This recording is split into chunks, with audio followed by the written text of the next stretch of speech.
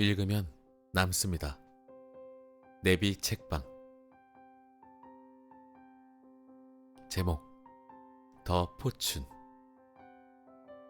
저자 김동완. 출판사 21세기 북스. 안녕하세요. 내비 책방입니다. 오늘 소개해드릴 책은 더 포춘입니다. 운명이 당신에게만 불친절했던 이유를 파헤치다. 동양 철학의 최고 권위자 김동완 교수가 전하는 운명을 부유하게 바꾸는 기술.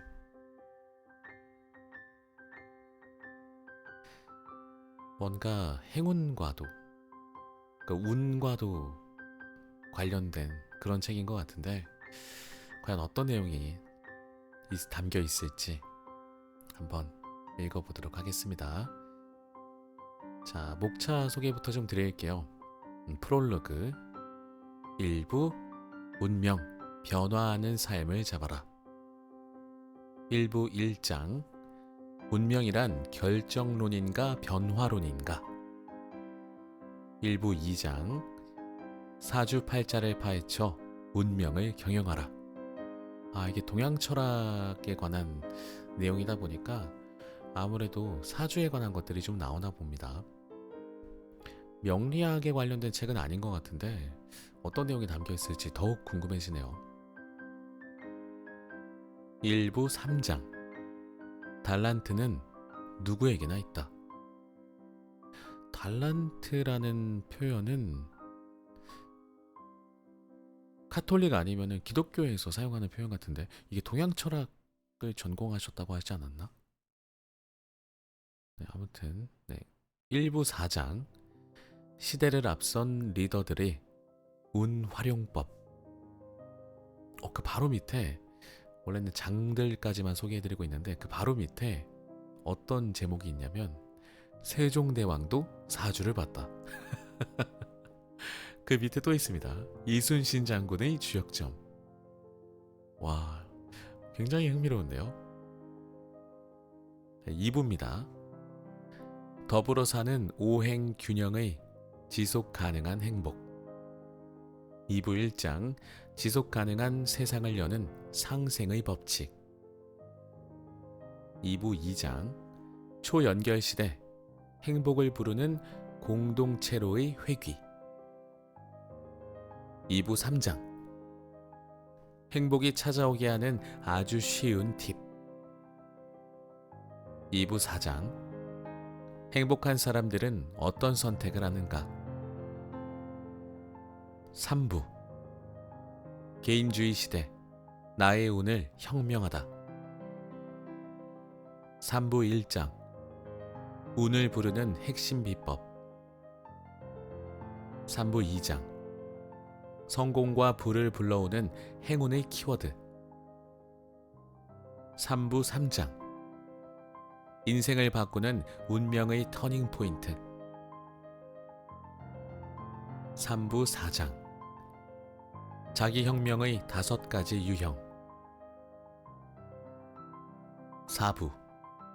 융복합시대. 연대와 교류로 운을 창조하라.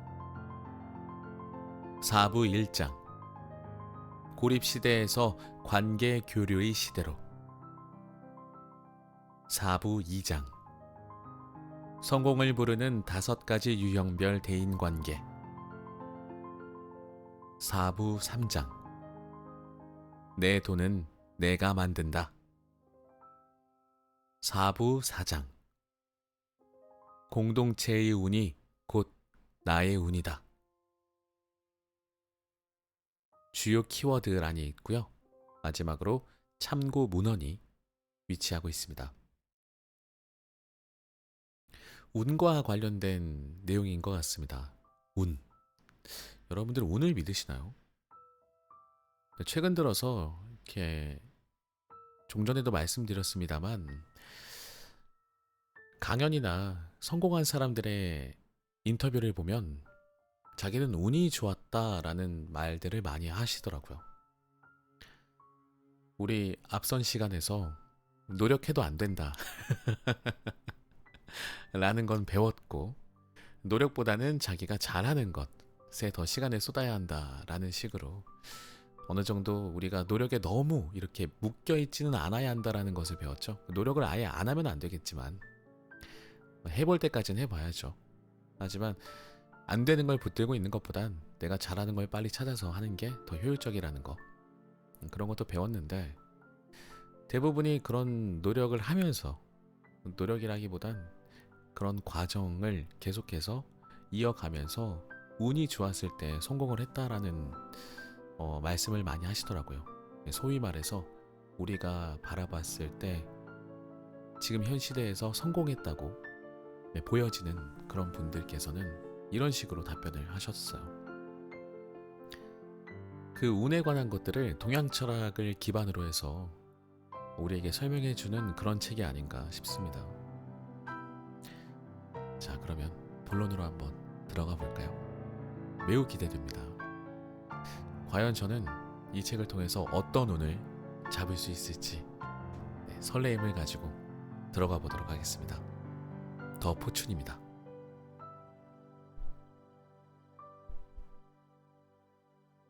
프롤로그. 돈 때문에 불행하다고 생각하는 사람들을 위한 운명의 터닝 포인트. 당신은 돈을 벌고 싶은가? 라는 질문에 아니요? 라고 대답하는 사람은 아마 없을 것이다. 당신은 행복하고 싶은가? 라는 질문에도 아니요? 라고 대답하는 사람은 없을 것이다. 누구나 부자이기를 바라고 행복을 꿈꾼다. 운명학의 한자풀이는 곧 삶을 움직이는 학문이라는 뜻이다. 운명학을 연구하면서 나는 오랜 세월 동안 30만 명 안팎의 사람들을 상담했고, 그 과정 속에서 어떻게 하면 돈을 벌 수 있는지를 늘 연구해왔다.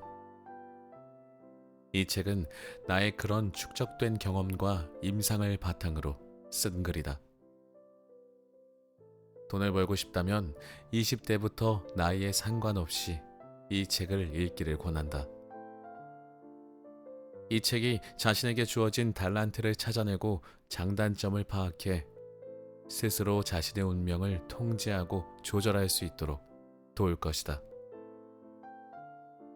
이 책을 관통하는 핵심 키워드는 지속 가능한 행복이다. 지속 가능한 행복의 내면을 다루는 단어인 이타심, 열정, 평화, 완벽, 창의를 바탕으로 성공, 돈, 운, 행운을 다루고자 한다. 돈을 벌려면 어떻게 해야 할까? 여기서 그 정답을 미리 공개하자면 바로 행복해야 한다. 그리고 내가 행복하기 위해서는 타인을 행복하게 해야 한다. 거기에 비결이 숨어 있다. 프란치스코 교황은 우리에게 이렇게 말한다. 강은 자신의 물을 마시지 않고 나무는 자신의 열매를 먹지 않으며 태양은 스스로를 비추지 않고 꽃은 자신을 위해 향기를 퍼뜨리지 않습니다. 남을 위해 사는 것이 자연의 법칙입니다. 우리 모두는 서로를 돕기 위해 태어났습니다. 아무리 어렵더라도 말입니다. 인생은 당신이 행복할 때 좋습니다. 그러나 더 좋은 것은 당신 때문에 다른 사람이 행복할 때입니다. 돈을 벌기를 바라고 행복을 꿈꾸는 사람들이 반드시 마음 깊이 새기고 실천해야 하는 말이다. 이 책은 돈을 벌고 싶어하는 사람들을 위해 쓴 책이지만 돈을 벌고 싶어하는 사람들의 이야기를 쓴 것은 아니다. 이미 돈을 번 사람들, 부자가 된 사람들에 대한 이야기다. 부자들은 돈을 위해 일하지 않는다. 부자들은 나의 행복을 위해, 그리고 타인의 행복을 위해 일한다. 우리는 서로 돕기를 원한다. 인간이란 존재는 그런 것이다. 우리는 서로의 불행이 아니라 서로의 행복에 의해 살아가기를 원한다. 라는 찰리 채플린의 말처럼 돈의 행운은 누군가의 불편함을 돕는 것에서부터 시작된다. 누군가가 나의 불편함을 해결해 줄 때, 그래서 나의 불행이 행복으로 변화할 때, 사람들은 그 대가를 치르기 위해 기꺼이 지갑을 연다. 누군가의 불편함을 해결해 준 나의 노력이 사람들을 행복하게 만들고, 사람들의 행복이 다시 나의 부와 성공을 만들어주는 행복으로 돌아온다. 인류의 역사가 시작되고부터 지금까지 타인의 삶을 행복하게 해줄 때 나에게도 성공과 행복이 찾아온다는 이 단순한 진리는 변함이 없다. 이 책은 타인을 행복하게 함으로써 자신의 성공을 이룬 사람들의 삶을 조명하고 그들이 어떻게 운명을 개척해 나갔는지를 살펴볼 것이다. 그럼으로써 인생의 새로운 도전과 성공을 꿈꾸는 사람들에게 획기적인 터닝 포인트의 기회를 제공할 것이다. 이 책이 돈 때문에 불행하다고 생각하는 사람들, 그래서 내 삶이 행복하지 않다고 생각하는 사람들에게 새로운 세상을 꿈꾸는 기회가 되어주기를 바란다. 2023년 겨울, 김동완 저자님 대신 읽었습니다. 동양 철학을 전공하셨는데 프란치스코 교황님의 말씀을 인용하셨네요. 비단 동양 철학 안에서만 생각해 볼 문제는 아닐 것 같습니다. 그러니까 사주 안에서 많은 것들이 해답을 얻을 수는 있겠지만 절대적이다라고 할 필요는 없겠죠. 그저 좀 열린 마음으로 뭔가 미신이나 이런 것들에 기댄다는 그런 생각보다는 학문으로서, 그리고 학문이라면은 여러 세대를 거쳐서 연구되어 온 부분이잖아요. 그 안에 많은 경험들이 녹아져 있을 거라고 생각이 듭니다. 이걸 통해서 우린 또 어떤 것들을 배울 수 있을지 한번 본문으로 들어가 보도록 하겠습니다.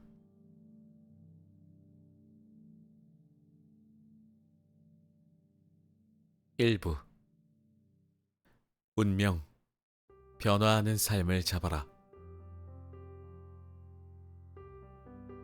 운명은 절대 바꿀 수 없다고 말하는 사람들조차 길을 건너기 전에 좌우를 살피는 것을 나는 보았다. 스티븐 호킹. 운명을 안 믿을 수 없어요. 네. 1장. 운명이란 결정론인가 변화론인가? 1cm 손금의 비밀. 운명이란 무엇일까? 그리고 우리는 운명을 얼마나 믿고 있을까? 오랫동안 연구해온 사주 명리학을 바탕으로 운명이란 무엇인지에 대해 알아보고, 그리고 우리의 운명이 돈과 행복, 삶의 변화 등에 어떻게 작동하고 영향을 미치는지 그 원리를 파헤쳐보고자 한다. 운명은 결정론일까? 아니면 변화론일까? 먼저 알렉산더 대왕에 얽힌 이야기부터 해보자. 흔히 알렉산더라 불리는 알렉산드로스 대왕은 마케도니아의 왕으로 그리스, 페르시아, 인도에 이르는 대제국을 건설함으로써 그리스 문화와 오리엔트 문화를 융합한 새로운 헬레니즘 문화를 일으켰다. 알렉산드로스 대왕은 당시 대학자인 아리스토텔레스를 궁으로 초빙해 그로부터 윤리학, 문학, 정치학, 자연과학, 의학 등을 배웠다. 그는 유럽, 아시아, 아프리카에 걸친 대제국을 건설하는 엄청난 업적을 이루었지만 기원전 323년 바벨론으로 돌아와 아라비아 원정을 준비하던 중 33세 젊은 나이로 생을 마감했다. 알렉산드로스 대왕에 대한 전설은 아주 많다. 그중 하나는 그가 판단이나 미래 예측이 쉽지 않을 때면 점성술사를 찾아 상의하곤 했다는 것이다. 일례로 유럽을 정벌한 뒤 더 크게 세계를 제패하고 싶은 욕망에 사로잡힌 그는 고민 끝에 역시 점성술사를 찾았다. 그러고는 손바닥을 내밀며 자신이 세계를 제패할 수 있는지 물었다. 내가 세계를 정복하려고 하는데 가능하겠는가? 손금을 살펴보던 점성술사는 갑자기 무릎을 꿇더니 온몸을 벌벌 떨며 아무 말도 하지 못했다. 알렉산드로스 대왕이 걱정하지 말고 솔직하게 이야기해보라고 하자 점성술사는 긴 한숨을 쉰 후 이렇게 이야기했다. 대왕님의 손금이 1cm만 더 길었다면 세계를 제패할 수 있었으나 1cm가 짧아 불가능할 것 같습니다. 그러자 알렉산드로스 대왕이 칼을 뽑아 들었다. 놀란 점성술사는 이제 나는 죽었구나 하며 사시나무 떨듯 떨기 시작했다. 알렉산드로스 대왕은 칼로 자신의 손바닥을 쭉 그어 손금을 1cm 늘렸다. 그러고는 피가 나는 손을 내밀며 점성술사에게 물었다. 이제는 세계 제패가 가능하겠는가? 그제야 안도한 점성술사는 알렉산드로스 대왕을 바라보며 또박또박 대답했다. 대왕님의 타고난 손금은 유럽 정복 정도였으나 대왕님의 굳센 의지와 개척 정신으로 세계를 제패할 수 있겠습니다. 알렉산드로스 대왕의 이 일화는 운명은 결정론이 아니라 얼마든지 변화가 가능하다는 것을 말해준다. 이런 일화 재밌습니다. 그리고 점성술사는 비단 어떤 예언의 능력뿐만 아니라 세상을 바라보는 눈이 좀 이렇게 해박하고 현명한 사람들이 경험을 통해서 하지 않았나 싶은 생각은 있거든요. 그래야지 살아남을 수 있었을 테니까요. 네, 계속 읽어보겠습니다. 사주에 여자가 많으면 다 바람둥이일까? 사주 얘기가 나오기 시작했습니다. 궁금하네요. 강연을 하면서 간혹 청중에게 남자 사주에 여자가 많으면 어떤 직업을 가지면 좋을까요? 라는 질문을 할 때가 있는데 돌아오는 대답이 대부분 바람둥이라거나 제비족이라는 말이다. 크게 틀린 말은 아니지만 세상에는 그보다 훨씬 더 많은 직업이 존재한다. 나의 할아버지께서 한의원과 서당을 하셔서 어릴 때부터 자연스럽게 한학을 공부했는데 그러면서 토정비결과 사주에 관한 공부도 하게 되었다. 그 여파로 대학교 때는 머리도 기르고 수염도 기르고 다니는 통에 학교에서 꽤 유명세를 타곤 했다. 그때 임상을 경험해보고 싶은 마음에 구두 닦기, 술집 웨이터 등등 여러 가지 아르바이트를 하면서 다양한 사람들의 사주를 모으기 시작했다. 술집 웨이터로 아르바이트를 하면서 만났던 많은 남자들 중에 사주에 여자가 많은 남자들이 대개가 제비족들이었다. 처음에는 공부했던 사주와 딱 들어맞는 것 같아 아주 기분이 좋았다. 그런데 시간이 지날수록 안타깝다는 생각이 강하게 들었다. 자신의 의지와 상관없이 태어나는 순간 정해진 사주대로 바람둥이가 되고 제비족이 된다니 얼마나 슬프고 안타까운 일인가. 낙심이 커서 심지어 사주 공부를 그만두고 싶다는 생각까지 했다. 어차피 결정된 운명이라면 내가 아무리 열심히 상담을 해준다 한들 사람들의 운명을 바꿔놓을 수 없으니 다 부질없고 의미 없는 일이 아닌가 하는 생각이 들었다. 그러다가 우연찮게 한 산부인과 의사 선생님을 알게 되었는데 가만 보니 산부인과 의사 역시 사주에 여자가 많았다. 그 순간 나는 아, 이거다 하고 무릎을 쳤다.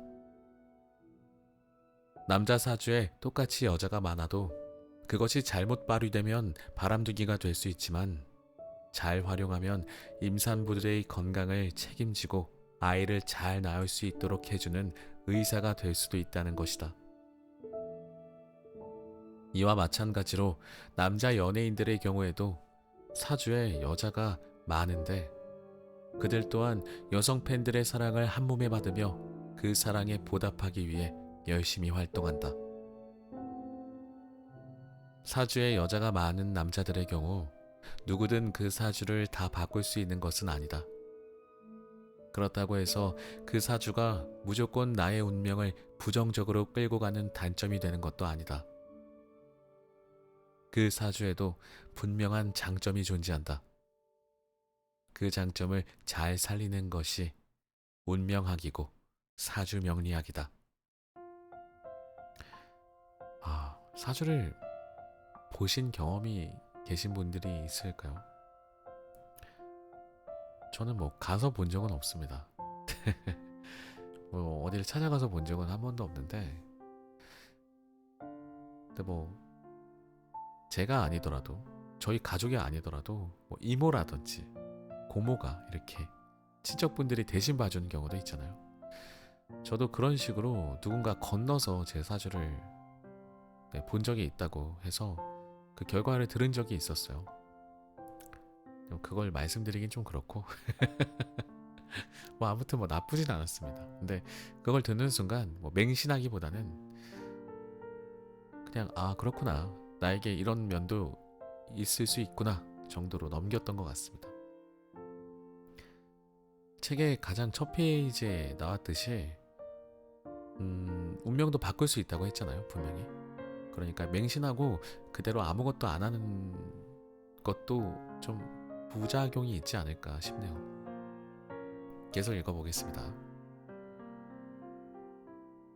역말살과 도화살도 좋은 사주다. 사주에 역말살이라는 것이 있는데 철학관이나 점집에서는 이 역말살을 매우 부정적으로 이야기한다. 왜냐하면 역마살에서의 살이 죽일 살자로 역마살에는 떠돌아다니며 죽는다, 즉 객사한다는 의미가 담겨있기 때문이다. 그래서 점집에 가면 흔히 당신 아들이 역마살이 있어서 18세에 가출할 거야 라거나 당신 남편이 객사할 거야 라고 겁을 주면서 구술하거나 부적을 써야 한다고 협박 아닌 협박을 하는 살 중 하나가 역마살이다. 그러면 사주에 역마살에 있는 사람은 너나 없이 모두 객사하거나 떠돌아다니거나 노숙자가 되는 식의 삶을 살도록 결정되어 있는 것일까? 그렇지 않다. 사주에 역마살이 있는 사람 중에도 크게 성공하는 사람들이 많다. 외교관, 스튜어디스, 비행사, 여행작가 등의 직업을 가지고 있는 사람들은 사주에 역마살이 있음에도 각자의 분야에서 나름의 성공을 거두고 살아가는 경우다. 예를 들어 외교관의 경우에는 사주에 역마가 엄청나게 많아서 외교관으로 일을 하는 내내 세계 곳곳을 돌아다니게 된다. 똑같이 역마살을 가지고 있다 하더라도 어떤 직업을 선택하느냐에 따라 혹은 어떤 활동을 하느냐에 따라 당연히 삶이 달라진다. 그렇기 때문에 역마살을 무조건 나쁜 것으로 취급해 굿이나 부적을 통해 풀어야 하는 것이라고 단정할 필요는 없다. 운명은 큰 틀에서는 결정되어 있지만 그 운명을 어떤 방향으로 이끄느냐에 따라 단점이 될 수도 있고 장점이 될 수도 있다. 이게 가장 중요하죠. 나는 사주가 좋게 나와서 걱정할 거 없어 라고 생각하면 안 되고, 그 운명을 어떤 방향으로 이끄느냐는 결국 내가 행동을 해야 되는 거니까요. 꼭 명심해야겠습니다. 역말살 외에 도화살이라는 것도 있는데 이 또한 살자가 붙어 있어 매우 좋지 않은 사주를 여기며 주색 잡기, 술, 이성, 도박 등에 빠져 헤어나오지 못한다는 사주다. 그래서 살을 풀어야 한다며 굿이나 부적을 권하는 경우가 꽤 많다. 과거 시대에 태어났다면 안 좋은 사주일 가능성이 크다. 도화살은 감수성이 발달하고 예능적 끼가 많은 사주이므로 가령 조선시대에 태어났다면 그 끼를 발산하고 발휘할 기회가 극히 제한적이라 결국 광대가 되거나 기생이 되는 경우가 많았을 것이다. 하지만 오늘날과 같은 현대사회에서 도화살은 최고의 살이라고 보아도 무방하다. 예를 들어 서태지, BTS, 블랙핑크 등과 같은 연예인들은 예술적인 끼, 즉 도화살이 아주 강하다고 볼 수 있는데 그런 사주 덕에 세계적인 음악가, 세계적인 가수, 세계적인 스타로서 엄청난 능력을 발휘할 수 있는 것이다. 그렇듯이 도화살을 잘못 다스리면 주색잡기 등에 빠질 수 있지만 긍정적인 쪽으로 이끌면 자신의 능력을 한껏 펼침으로써 세계적인 스타나 유명인사가 될 수 있다. 도화살이나 역말살 모두 큰 틀은 이미 결정되어 있지만 그렇다고 해서 내 운명이 어느 한쪽으로 견고하게 정해져 있는 것은 아니다. 사주에는 장단점이 동시에 있다는 것을 기억하면 자신의 삶을 만들어 나가는데 훨씬 도움이 될 수 있다. 호의호식에 무관심한 사주. 한 번은 방송국에서 양복을 쫙 빼입고 서류 가방을 든 남성을 데리고 나를 찾아온 적이 있다. 그러면서 내게 이 사람이 하는 사업이 아주 잘 되고 있는데 더 크게 확장할 수 있는지 봐달라고 했다. 사주를 보니 이 사람은 자기 스스로 배부르고 등 따뜻한 것을 전혀 구하려 하지 않는 사람이었다. 그러니까 배부르고 등 따뜻한 것을 전혀 구하려 하지 않는 사람이었다라는 표현은 그걸 별로 이렇게 찾아서 나서지 않는 사람이라는 뜻인 것 같습니다. 사업가라면 당연히 배부르고 등 따뜻한 것에 관심이 아주 많아야 하는데 그의 사주는 둘 다에 관심이 없는 것으로 나타났다. 당연히 사업가로서 큰 능력을 발휘하기는 힘들어 보였다. 그런 면에서 이 사람은 절대 사업가로서 크게 성공할 수 없다고 말해주었더니 실제로는 서울역에서 동냥을 하던 거지를 섭외해 목욕을 시키고 멀끔하게 옷을 입혀 데리고 온 것이라고 했다. 그렇다면 이 사람과 같은 사주를 가지고 있는 사람들은 모두 거지로 살아야 하는 것일까? 정말 그런 것이라면 본인이 이런 사주를 선택해 태어나는 것도 아닌데 얼마나 슬프고 안타까운 일이겠는가. 백범 김구에 져서 백범일지에 이런 이야기가 있다. 중인 신분이었던 김구는 과거 시험을 볼 수 있는 자격이 있었다. 과거 시험을 치르러 가서 보니 90%가 양반 자제들이었고 나머지 10% 정도가 중인 자제들이었다. 양반 자제들 중에는 중인 자제들을 상대로 꽤나 거들먹거리는 이들도 있었는데 그 중에는 지금처럼 누군가가 대리 시험을 쳐주거나 컨닝을 하는 부류들도 엄청나게 많았다.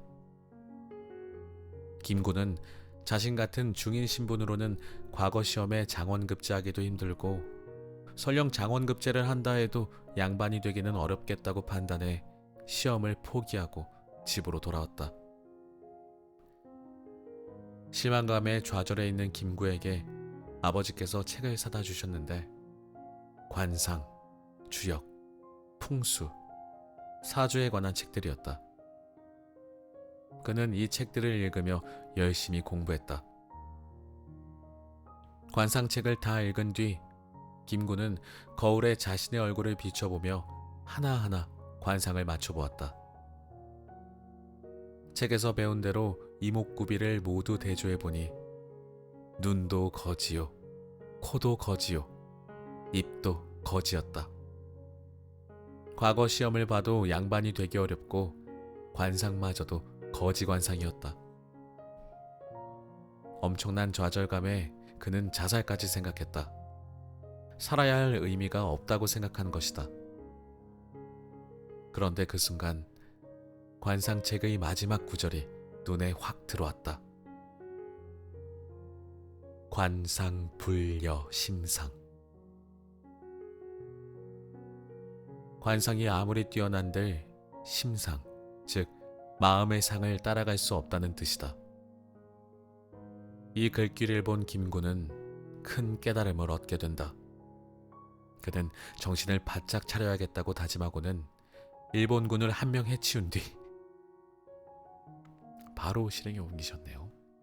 역시 김구 선생님이십니다. 상해로 넘어가 평생 독립운동에 매진하며 자신의 한 몸을 기꺼이 바친다. 김구는 살아생전 한 번도 돈을 벌어본 적이 없다. 독립자금을 받아 국가와 민족을 위해 사용했다.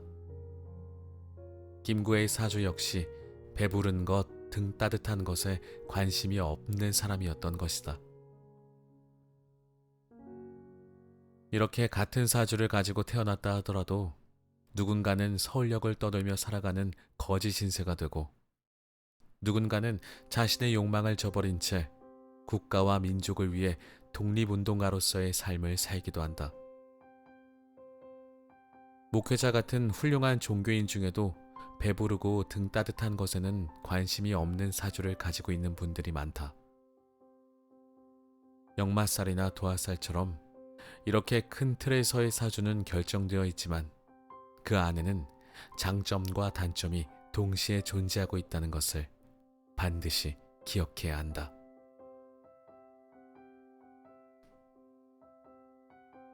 결국 운명은 내가 만들어가는 것입니다.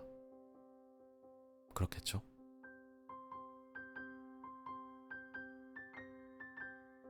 만인에게 공정한 사주팔자. 누구를 막론하고 생년, 생월, 생일, 생시의 사주팔자는 다 8글자다. 어떤 사람은 20글자이고 어떤 사람은 2글자만 있는 경우는 결코 없다. 모든 사람은 갑자, 을축, 병인, 정묘 이런 식으로 태어난 연도에 따라 2글자, 태어난 월에 따라 2글자, 태어난 일에 따라 2글자, 태어난 시에 따라 2글자 이렇게 모두 더한 8글자를 가지고 있다. 그렇기 때문에 누구든 사주 안에는 분명한 장점과 단점이 존재하며 그 장점을 찾아내 발휘하고 단점은 보완하는 것이 곧 개인의 능력이다. 내가 아주 좋아하는 동화책 중에 아동문학가 권정생의 강아지똥이라는 책이 있다. 강아지가 울타리 밑에 아주 작은 똥을 누웠다. 작은 강아지 똥이다 보니 아무도 쳐다보지 않았다. 하지만 옆에 있던 소똥은 농사를 짓는 데 쓰겠다며 걷어갔다. 그걸 지켜보며 강아지 똥은 실망했다.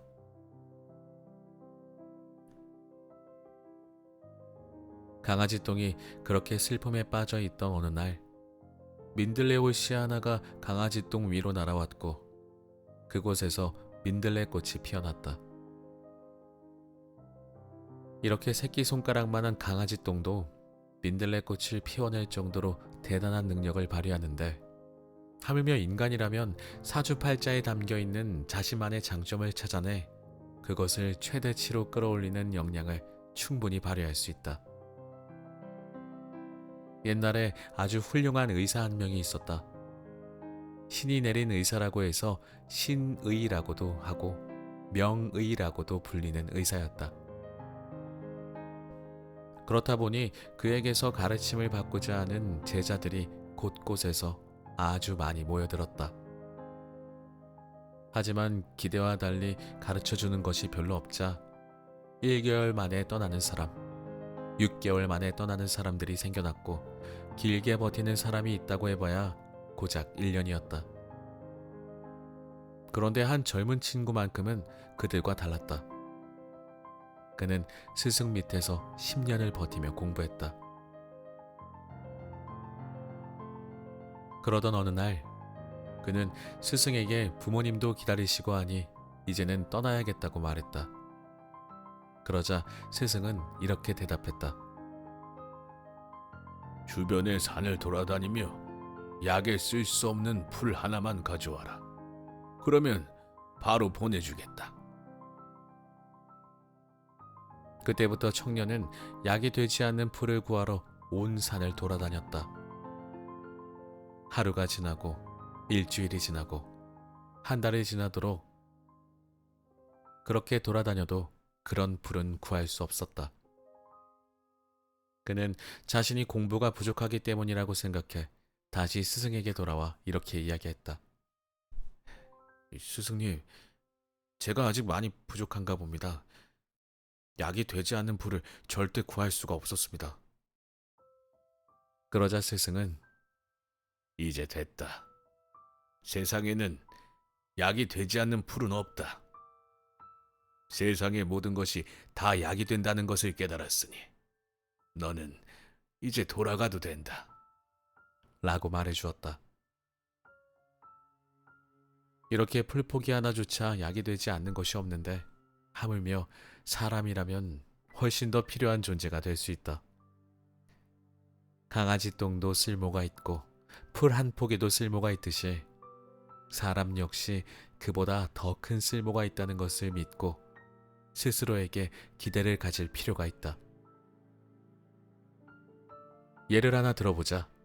가령 오바마 대통령, 시진핑, 손흥민, 그리고 나 자신의 사주가 있다고 했을 때 누구의 사주가 제일 좋을까? 강연 때 이렇게 질문을 하면 많은 분들이 오바마, 시진핑, 손흥민이라고 이야기한다.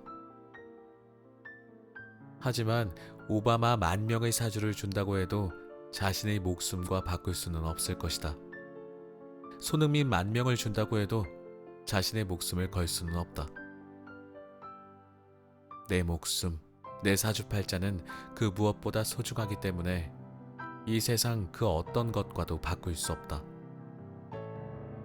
그러니까 오바마 사주가 더 좋고 손흥민 사주가 더 좋은 것이 아니라 내 사주가 이 세상에서 가장 좋다고 생각해야 한다.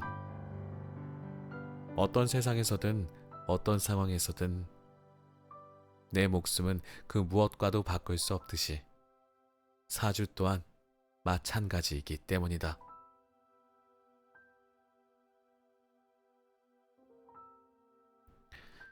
오바마 사주라고 했을 때 뭔가 좀 웃음이 많이 나왔는데 참느라고 혼났습니다.